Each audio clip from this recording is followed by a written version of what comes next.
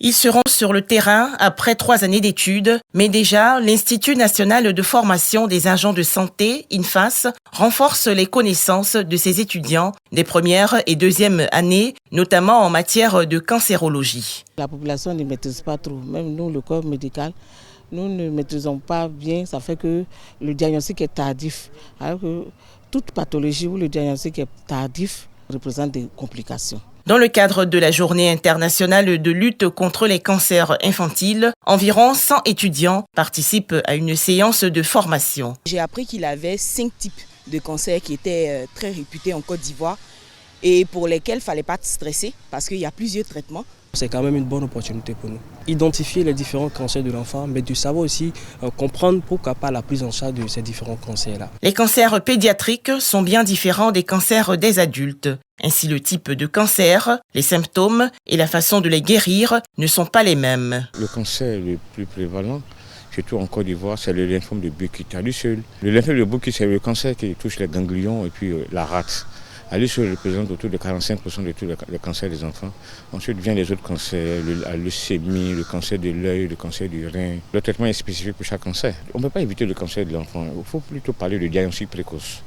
Vite de connaître les signes. La Côte d'Ivoire dénombre environ 800 enfants atteints de cancer, dont 350 sont pris en charge par le centre hospitalier universitaire de Treichville.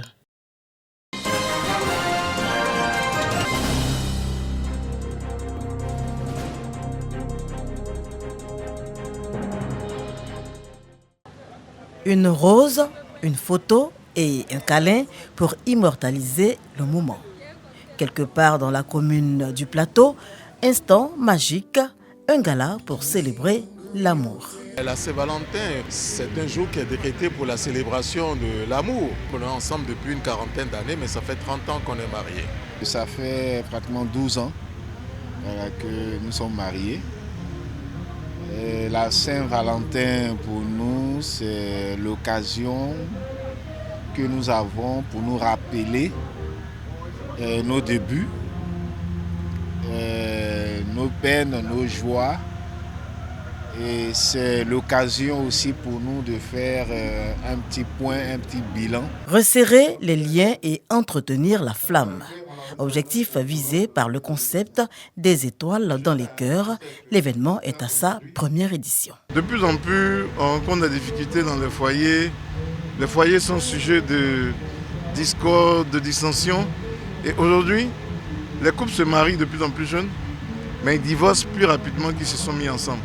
Et rapidement, on passe de l'euphorie au chaos. Donc à partir de là, on s'est dit, comment inciter les couples à pouvoir raviver les flammes de l'amour dans le foyer. Et pour joindre l'utile à l'agréable, les secrets d'un couple harmonieux sont livrés. Il y a la complicité, il y a la communication, il y a le respect. Parce que Jacques Salomé dit, ce n'est pas seulement l'amour qui fait durer le couple, c'est le respect, il y a la tendresse, il y a la séduction.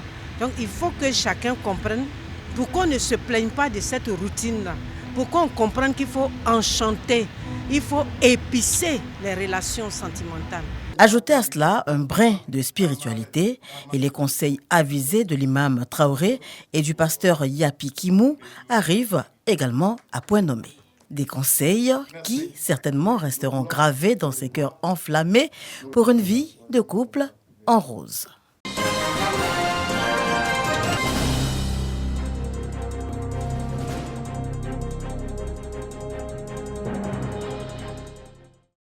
Au stade du village de Zoumanadougou, les populations et les imams de la sous-préfecture d'Étiéboué sont en pleine intercession.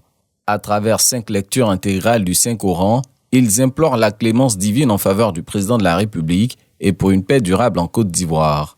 Initiée par la section du Conseil supérieur des imams, des mosquées et des affaires religieuses de la sous-préfecture d'Étiéboué, département d'Adiaké, cette cérémonie annuelle de prière dédiée au chef de l'État et à la paix en Côte d'Ivoire en est à sa 8e édition. Et comme à chaque fois, elle bénéficie du soutien des élus et des autorités administratives de la localité. La paix en Côte d'Ivoire commence par la paix entre nous ici.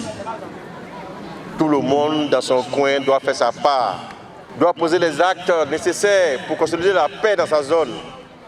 Et si partout, tout le monde travaille à consolider la paix la paix ira en Côte d'Ivoire pour le bonheur de tous. L'année 2025 étant une année électorale pour notre pays, il est crucial que chacun joue un rôle actif pour garantir des élections paisibles et sans violence. J'en appelle aux guides religieux présents ici aujourd'hui pour qu'ils soient des messagers de paix, de tolérance et de réconciliation. Ces moments d'invocation visent également à renforcer la cohésion sociale. Pour preuve, ces dons en vivres offerts non seulement à la communauté musulmane d'Éthiopie, mais aussi à la communauté catholique et à la chefferie par le député maire Ian Yakoubassié.